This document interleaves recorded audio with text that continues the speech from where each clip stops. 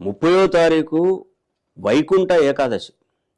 ఈ 30వ తారీఖు వైకుంఠ ఏకాదశి నుండి నేను చెప్తున్నటువంటి 5 రాసుల దశ దిశ తిరగబోతుంది. నిజంగా ఆ భగవంతుడికి మీరు నిజంగా రుణపడి ఉండండి. ఫస్ట్ ఒకసారి ఆ భగవంతుడిని ధ్యానించుకోండి, ఆ మహావిష్ణువు ధ్యానించుకోండి. అయ్యా, ఇన్ని సంవత్సరాల తర్వాత మాకు ఒక అదృష్టాన్ని ప్రసాదించావు, మీకు రుణపడి ఉంటామని ఒకసారి ఆ భగవంతుని ధ్యానించుకోండి. లక్ష్మీదేవి రికమెండేషన్తో నేను చెప్తున్నటువంటి 5 రాశులకు మహర్దశ పట్టబోతుంది. వృషభ, కుంభ, ధనుస్సు, తుల, సింహ. పట్టిందల్లా బంగారమే. ఇక ఎవరిని అసలు ఒక్కసారి కూడా ఒక్క చేయి చాచి ఒక్క పైసా కావాలి అని ఎవరిని అడిగే ప్రసక్తే లేదు. అసలు ఆ అవకాశం మీకు రాదు.